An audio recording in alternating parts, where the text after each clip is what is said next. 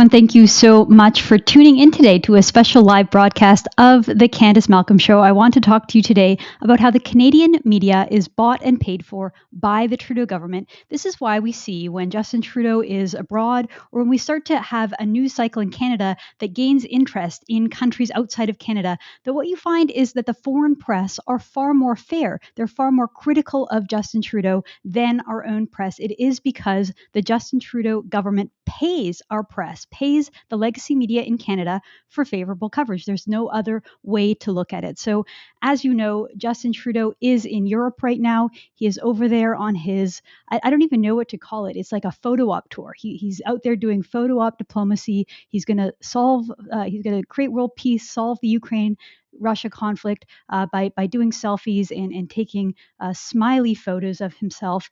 One of the strangest things that I've seen so far, well, first interesting thing is that Justin Trudeau couldn't even get into 10 Downing Street for his meeting with UK Prime Minister Boris Johnson because of the protests. So the fact that in Canada, the legacy media is perfectly happy to just sweep the issue under the rug, say the trucking convoy is over, the Emergency Act was justified, everyone who was at the protest, were rioters or violent thugs, insurrectionists, people trying to overthrow the government. The legacy media was perfectly happy to parrot Justin Trudeau's talking points. And yet, when he goes to another country, any other country outside of Canada, he gets treated in a totally different way. He's not even welcome through the front door.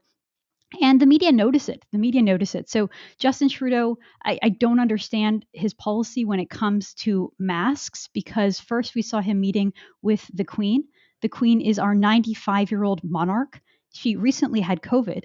And here's Justin Trudeau a couple of feet away from her, maskless, which I'm fine with that. I don't wear a mask in my day-to-day life. I don't think you need to wear a mask. I think masking is idiotic. And so I'm okay with it. If there were a rare circumstance where I would wear a mask, it might be around a frail, elderly person such as the Queen, especially someone of such importance. And yet, later that day, here is Justin Trudeau meeting with the UK Labour Party leader, Keir Starmer, both masked. What the heck is going on here? Why is Justin Trudeau meeting this time with a young man? I don't know how old the leader of the UK Labour Party is. He's probably in his 40s, so not someone who is in a severe risk category when it comes to COVID. And yet our prime minister is masked up, looking like a total idiot, especially given that in the UK, they've completely moved on past COVID. They have since January. Boris Johnson, the prime minister, made that announcement saying, COVID is over. We're going to learn to live with COVID now. No more masks in schools, no more working from home. Life is back to normal. So in the UK, they have a normal life again. In Canada, we're just slowly getting there. But it just the strange optics of seeing our prime minister out there wearing masks. There was also a clip of him giving a press conference where he was still wearing his mask. This makes no sense to me. You're speaking. The reason that you're there is to answer questions and to speak. When you have a mask on, it's totally muffled and you can't really understand what the guy is saying. However, when it comes to Trudeau, I'm actually kind of for that, because he's just so irritating and everything he says is complete nonsense. So I do want to play this clip. This is him thanking the Latvian prime minister for pushing back against what he calls misinformation and disinformation. So according to Justin Trudeau, the key to preserving our democracy is through censorship of information that he doesn't like. This is like his guiding principle here in Canada. So let's play that clip. And pushing back against the Russian aggression that is absolutely unacceptable. That, quite frankly, you have been living not just with the military threat, not just with a history of occupation that is all too real for so many of your citizens, but also the daily use of propaganda and disinformation to try and undermine the democracies and the values that you have, something that is right now being weaponized against Ukraine, but also used very actively in all democracies around the West. And we need to get stronger and, quite frankly, and learn much from all of you in your capacity to push back with strengthening your citizens against that sort of information and disinformation. I don't understand why he's wearing a mask, but again, it might be better because hearing his voice and seeing his face might be worse than the masked up. the content of what he's saying is so irritating as well. So first of all, he's talking about how there is propaganda when it comes to the war. I completely agree with that. There's propaganda on both sides. There's constant stream of misinformation. I think that everyone should be skeptical about anything that you hear coming out of a war zone on both sides, on all sides. We should all have a skeptical view of information, which is why we need more information. We need to be able to verify what we are seeing and what we're getting. And the only way to verify, again, is having more accounts, more journalists, more people out there, more videos, more perspectives, so that we can try to put things into context and to understand. If we just say, okay, Russian side, misinformation, propaganda, bad, censorship, and take everything that's coming out of Ukraine from Ukrainian officials as the truth without any skepticism, we're going to end up in a very bad situation. So I think that we should be incredibly skeptical of information that comes out of Russia. I think that we should take everything that's being said with a grain of salt. Equally, the other side. What is Trudeau's solution to this? Well, he says that in order for us to strengthen our democracy, we need to take control of misinformation and disinformation. We know what that means because here in Canada, he has his own internet censorship bills. He wants to be able to censor the algorithm on social media platforms like YouTube and Facebook, and he wants to ban what he calls hate speech, making people take down alleged instances of hate speech within 24 hours, therefore eliminating the idea of due process altogether. You remember Bill C-10 and C-36 from last Parliament. Fortunately, neither of them passed, but now we have the new Bill C-11, which is just as bad because, of course, it covers user-generated content. Absolutely unbelievable. Well, the interesting thing, though, when we see Justin Trudeau abroad and we see him through the lens of the foreign press, they don't treat him with the kid gloves that our media treat him with. They don't give him the benefit of the doubt. They don't spin his propaganda. They don't tell his lies. They hold him to account, and it's refreshing. It's incredibly refreshing. Throughout the convoy, I found myself, part of my job, part of what I do is I read a lot of news. I feel like most people watching probably do as well. You're heavy news consumers.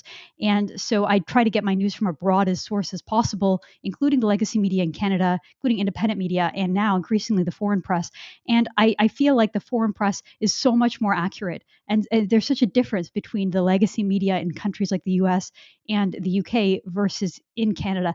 So much so that during the trucker convoy, there were two instances where the New York Times put out information, and all of a sudden they were getting shamed by Justin Trudeau's friends at the CBC and the Globe and Mail to the point where the New York Times censored what they said, edited it, said that they had made a mistake when they said that Canada was suspending human rights or civil rights in Canada, which is true. I mean, the idea that you could have your bank account suspended without any kind of due process, without any kind of court order, is a suspension of civil liberties. So it was accurate what they said the first time, but they got shamed by the bullies in the legacy media to comply. Well, one of the things that I've appreciated, I've got a couple of them. First of all, here is a radio host, a group of UK radio hosts blasting Trudeau, reminding him of what just happened in the trucker convoy. Justin Trudeau was a benefit of an incredibly fast shift in the news cycle, right? So he had the Emergency Act.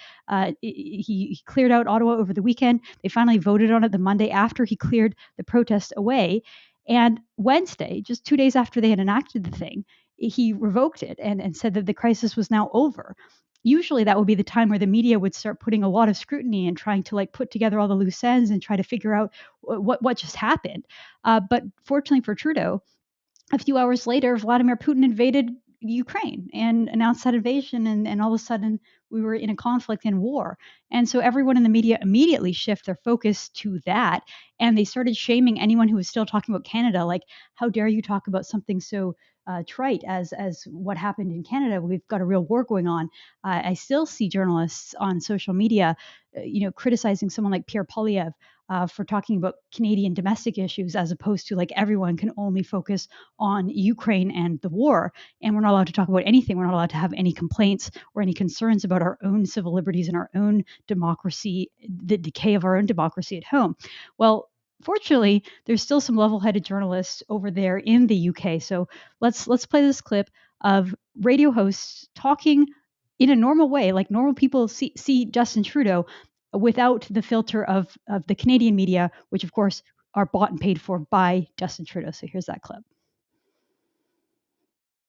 gave this great long diatribe today against Putin, saying that he wants respect for sovereignty, he wants to have democracy stood for, he wants to stay true to these values, he wants to fight for that all over the world. This was a man that basically froze the bank accounts of truckers, decided that he was going to forcibly round them up. He took tactics directly out of the rule book of Vladimir Putin to deal with his own people. And then he has the audacity and the lack of self-awareness to stand at a podium and tell us that he wants to fight for sovereignty and democracy. He's a hypocrite, he has a neck made of brass, and he's a moron. And he's a plank. He really is. He's been on this show already this year for some of the actions that he's taken.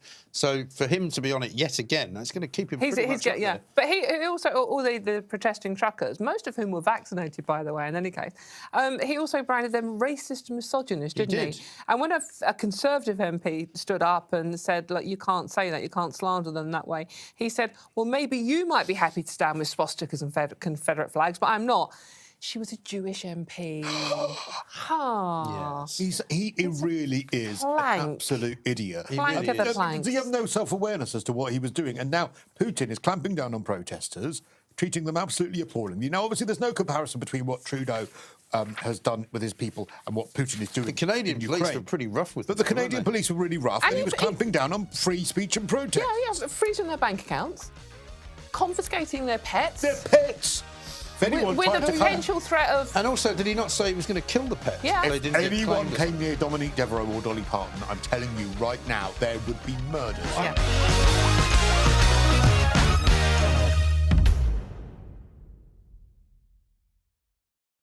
So there you have it. Justin Trudeau is the plank of the week. I love British slang and British English because I'd never heard of plank before, but it's such an apt and fitting description of our Prime Minister. And again, just the real talk, the straight talk. This is how people viewed the protests. This was how the Emergencies Act was viewed. Even the name of the Emergencies Act is a complete euphemization of what it was. It was martial law. It was the suspension of civil liberties and due process, a thuggish Prime Minister clearing out peaceful protesters because he disagreed with them. Basically, that's what it boils down to. So much of the justification that Justin Trudeau had leading up to the use of the excessive force against protesters was based on fabrication invented by Trudeau, his spokespeople, and his friends in the legacy media. They span a story that had no bearing in reality, and so many people fell for it. I'm glad that there are real journalists out there looking at the situation, looking at things clearly, who haven't fallen for under Justin Trudeau's spell in the way the legacy media is. So, look, I want to talk a little bit. I was invited to give a speech over the weekend, and I talked about media bias in Canada. So I wanted to talk a little bit about what I spoke about at this dinner that I spoke on Saturday night. And it was trying to understand the timeline and how we got to this situation where our media are so bought and paid for by the government. Because some people say, look, the media has always been biased, CBC has always been just awful, but I don't remember it being this bad. I don't remember it being such a hive mentality, such a groupthink in the legacy media, so unwilling to move away from the approved talking points. During every election, we see where the Liberals will come up with their attack ad of the day, their line of attack against the Conservatives of the day, and the legacy media will instantly pick it up and use that as their line of attack against the Conservative candidate or whoever the Conservative is at that time. And there's so much in lockstep. The media in Canada is so agenda driven. They are so focused on promoting Justin Trudeau and the Liberals. So how did that come to be? How did that come to happen? Again, CBC has always been funded by the CBC, by the federal government, even under the Harper era. I think Harper made a crucial mistake in not just completely defunding the CBC. I think whoever's the next leader of the Conservative Party needs to just tear it off like a Band-Aid. No cuts, no cutting the budget, no reviewing the mandate. Get rid of it. Get rid of it because it is a cancer in our society and it will constantly forever lead to unfair media coverage in Canada. So the CBC was, during the Harper year, in 2012, the Harper government decided that they were going to try to balance the budget. They were going to get rid of the deficit spending that they had run during the financial recession. So they decided that they were going to cut the budget of every single department somewhere between 5 and 10%. In that, they decided that they were going to do a 3% cut of the CBC. They were going to cut $115 million over 3 years, represents a 3% cut to a budget that was over $1.1 billion of federal money at the time. So in the 2015 general election, NDP leader Thomas Mulcair, remember him? He used to be the opposition leader, and it looked like he was the one that was going to become the next prime minister should Stephen Harper lose. Well, he said that he was going to reverse those cuts. So Harper cut 3%. Mulcair was going to reverse those cuts. Not to be outdone, Justin Trudeau jumped in and he pledged that he would give the CBC an additional $150 million per year. So that's a 15% increase to a budget. Harper cut it by 3%. Justin Trudeau reacted by pledging to increase it by 15%. So you were in the middle of an election and you had one politician bribing, well, two politicians kind of jumping over each other who could bribe the CBC with taxpayer money more. Imagine being a journalist at the CBC. Like, how are you supposed to cover that fairly? One guy wants to cut your budget, the other guy wants to give you a 15% raise. How in any world would you be able to objectively and fairly cover the news? It's just not possible. People respond to incentives. Money matters. Follow the money. That's like, it's just such a basic principle. The fact that the budget of the CBC became politicized that way, I think, is incredibly undermining to the idea of a fair press, a free and fair neutral press, because the money is involved. Okay, so anyway, we all know what happened. Justin Trudeau won the election. What did the CBC do with that additional $150 million a year? Well, they put it towards building a digital media site. So cbc.com is the number one news source for Canadians for online news. So when someone is looking up a news story, when someone wants to go read the news, most Canadians go to the CBC. They did a good job of building up and boosting a digital presence online that didn't really used to be there prior to 2015. It had been there, but they really expanded it. Well, at the same time, you have newspapers who are moving from a subscription-based model where people would get physical papers, like my parents, my dad. He still gets the Vancouver Sun delivered to his house every day. He reads it from cover to cover. He's been doing that for his whole life, I don't know, maybe 50 years, reading the paper cover to cover. I haven't read a physical newspaper in years. Most millennials, we read the news in just as great of a number as baby boomers, but we don't read physical newspapers. We read them on a phone or a tablet. So everyone's moving online, including the newspapers, and they're trying to build this value that you have to pay for your news, that it can't be free. So all of these newspaper companies, the Post Media, Toronto Star, Globe and Mail, they have paywalls. Well, think about it. If you're searching for a news story and two choices come up, you have one story on the National Post and you have one story on CBC. National Post requires you to pay to read it, and the CBC, you read it for free. People are going to click on the CBC. So this upset the newspapers. They said, hey, wait a minute. You're giving CBC this unfair bailout, this unfair tilting of the playing field, so that they can provide news for free, whereas we have to charge people for it. And so the newspapers got angry. They started complaining and lobbying to the Trudeau government that because of the Trudeau's own policy towards the CBC, it was basically putting them out of business and making it harder for them to compete. So there's a quote from Philip Crawley, who is the Globe and Mail's publisher. He told the House of Commons Heritage Committee that it's not a level playing field when taxpayer dollars are directed towards the public broadcaster, making competition for digital ad dollars more difficult. The former Globe and Mail Parliamentary Bureau Chief, Sean McCarthy, likewise said, how do you persuade people to buy expensive subscriptions to the Toronto Star or the Globe and Mail when they can go and get content for free at the CBC? It's a huge challenge for papers. So this was all happening in 2017, 2018. This debate was going on. Trudeau had a problem. He subsidized the CBC. Those subsidies were going in direct competition with legacy newspapers, and the newspapers weren't happy for it. Well, Justin Trudeau, being a completely wise, cynical jackass, willing to subsidize absolutely anyone and bribe journalists, he used his old trick from 2015. In the 2019 election, just like he bribed the CBC journalists back in 2015 and 2019, he bribed the newspaper journalists. So right before the 2019 election, you had Trudeau's finance minister, Bill Morneau, in the 2019 federal budget, announce a $595 million cash injection into Canada's failing newspaper industry.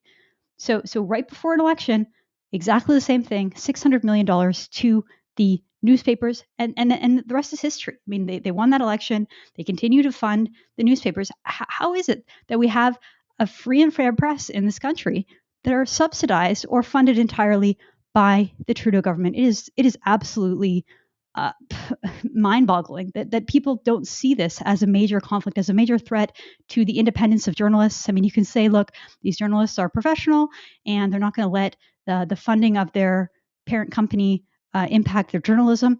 But the fact that they are funded, the fact that their jobs in some way are subsidized and reliant on Trudeau, it begs a question. When you're reading a piece, when you're reading the National Post go out there and defend Chrystia Freeland, saying that it's not her fault that she was waving a Nazi banner at a Ukraine rally, even though she's Ukrainian Canadian and she knew exactly what that banner meant. Anyone from Ukraine knows what that red and black banner means? They actually found someone to whitewash and downplay the idea of blood and soil, a Nazi chant, a racist Nazi chant. When you see stories like that, you kind of have to wonder, would you be so defensive of this Liberal government? Would you be writing this article if they weren't paying you? It's really, really unbelievable. I think that more people should be involved, should be aware of it, and that we should do something to stop it. I absolutely believe that whoever is the next Conservative leader has to get rid of this ridiculous relationship that we have in Canada between the media and the government. There needs to be a complete separation between media and government. I mean, it's mind-boggling that it even needs to be said, but in Canada, it is a major problem. Okay, guys, well, I'm doing a live broadcast today. I don't usually do these shows live, but we decided to try it out here on Wednesday. And so I would like to answer questions. We could do a little bit of a Q&A here for the last 5 minutes of the show.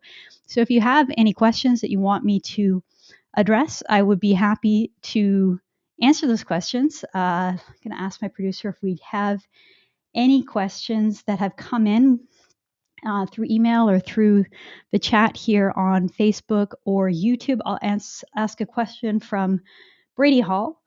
Brady says, where is our country headed? It feels like we are on a very slippery slope, and that before we know it, life in Canada will be completely different. Look, I feel like we've been on a slippery slope for a long, long time. I think COVID was really bad for our country, and it created a lot of divisions between people who had the luxury of working from home, working behind a computer. It actually made their life better and easier because they didn't have to commute, and people who had to go out there and work. And I will say I was really disheartened and dismayed throughout much of the pandemic by the lack of pushback by Canadians against really overzealous totalitarian policies, telling people that they couldn't go hiking in a park because they could get COVID, like completely nonsensical rules. I wanted Canadians to fight back. For the most part, we are rule-abiding, law-abiding people, and we went along.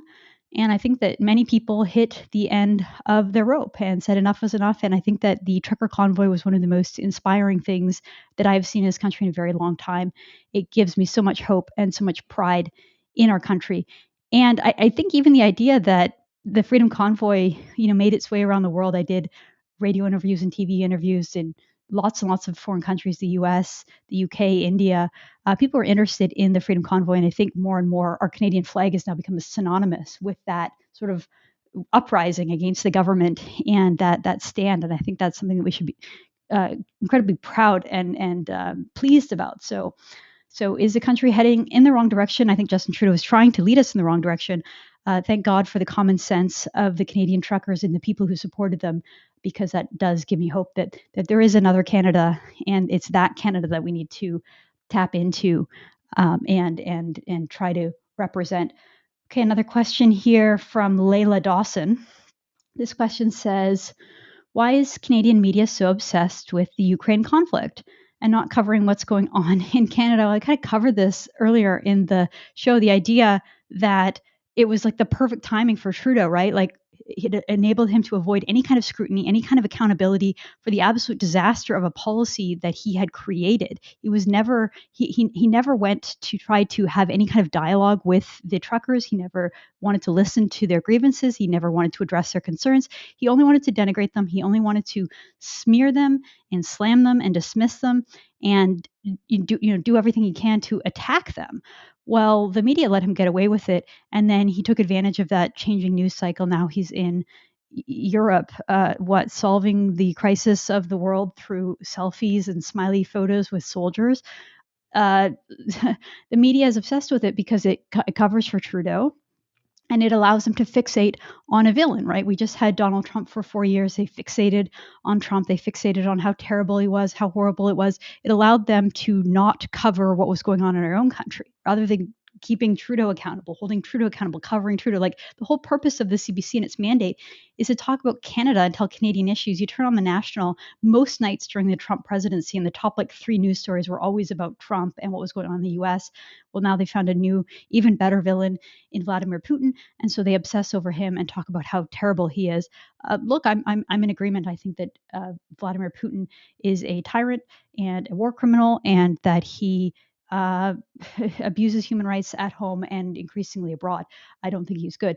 But I don't think that the purpose of the Canadian media is to obsess and fixate on him rather than focus on our own problems in Canada. So I'm with you. I think that we need to focus more on what's happening at home, fix our own country, fix our own mess before we go out and try to meddle in foreign countries. Let's see what else we have. Let's see over here. We have something from Allison McKenzie. Will the defund the CBC petition have any effect? Well, I think it will, just because right now we're in the middle of a conservative leadership race, and we know what happened last time around with Aaron O'Toole. He was one of the main proponents of saying let's defund the English CBC when he was running for leader of the Conservative Party. Of course, when he became leader and was running the general election, he completely changed his tune and backed away and abandoned all of those promises and those pledges, which is why he's no longer leader of the party. But I think the petition matters because it shows how important this issue is to the conservative base, how it motivates people, how angry and upset they are with the media. And I think CBC really is the root of the problem. So, having tens of thousands or hundreds of thousands of people sign that, it signals to any future conservative leader that this is a big priority for Canadians and for conservatives. Let's see what else we have here. So this one's from Tanner Meyer. It says, what can the average Canadian do to fight back? It feels like there isn't anything we can do. And if we do, the government can freeze our bank accounts. This is the point, right? This was the real purpose of the Emergencies Act. It wasn't just to punish the 210 people who had their bank accounts frozen, although it certainly was to put a chill down their spine and to terrorize them. And I want to make a point that following 9/11 in the United States, following the terrorist attacks of 9/11 that murdered 3,000 people, including I think 150 Canadians, the U.S. government initiated one of the most heavy-handed responses in terms of their domestic surveillance, in terms of their security apparatus. And during that time, they only froze the bank account, I believe, of 182 individuals. So when it came to Al Qaeda terrorists, the U.S. government, following the biggest attack on Homeland Security in American history, they froze 180 bank accounts. Justin Trudeau, dealing with basically a bunch of truckers who parked illegally, so like a parking dispute, froze more bank accounts than George Bush did after 9/11. So try to wrap your head around that. But the purpose of it was not just to punish those 100 or 200 people. It was to scare everybody into not wanting to donate to the causes that they believe in, not wanting to donate to a future trucker convoy or to the Conservative Party of Canada or to True North or to the Rebel, making people think twice and feel afraid about donating to those causes because they don't want their bank accounts frozen, they don't want their lives destroyed. And so I think that is what we have to fight back against. We cannot take this lying down. We have to continue to fight back. What can Canadians do? I mean, I think you have to go out there. I think that these convoys are continuing. I heard from some people that there's a convoy every single weekend now on Vancouver Island. They drive from the Northern Island all the way down to Victoria. And I saw a bunch of people in Ottawa again over the weekend. I think, we need to get up and continue. This isn't over. This is a movement. It's not just a one-time protest. This is, like I said, an uprising. And I think we have to continue to fight. Okay, let's do one more question here. And then I'm going to jump inside because I got to get my kids' dinner and bedtime routine going here. So final question here will come from Isaac Goddard. Sorry if I pronounced that incorrectly. Goddard. Why were the Conservatives so quiet for so long? Nobody said anything against vaccine passports during the election, and only now, after the protest, do we see some Conservatives speaking up. Such a good point. Such a good point. And I think that is, the answer is right there. It's like we had the Conservatives were led by a completely ineffectual non-conservative, someone who wasn't willing to defend conservative ideas and values, someone who wasn't willing to stand up against the legacy media, someone who wasn't willing to push back against polls. So maybe polls were saying that Canadians wanted vaccine passports or Canadians wanted more government zealous interventions in our society and our economy. What we need in a conservative leader is someone to push back against it. We did not have that in Aaron O'Toole, and that's why he's no longer a leader. That's why he is gone. And so I think there's a lesson in that. Again, I hope whoever is the next leader of the Conservative Party will learn from the horrendous mistakes made by Aaron O'Toole, that you cannot just get elected as a liberal light. That's not what Canadians want. If they wanted a liberal politician, they'll just continue to vote for Justin Trudeau. They want something different. And Aaron O'Toole didn't answer that. So I hope whoever the next leader is will fight back. Will say, we've just lived through something that is completely unacceptable. We have to go back and examine what happened, what went wrong, why the government was able to undermine our rights, why they disrespected the Charter of Rights and Freedoms, why they didn't follow it. There's so many times, so many instances where the charter was undermined. So let's make sure that that can never happen again, that we never give government that power, that we never give up our liberties in that manner again. I think it's so incredibly important, especially you had Theresa Tam, the chief health officer, make a comment about how we might have to go into lockdowns again if there's another wave. Like, no. I think enough Canadians have said that is not a good solution. That's not scientific. It doesn't help. And it didn't reduce the death toll. It didn't improve anybody's life. It made everything worse. So we're not going to do that again.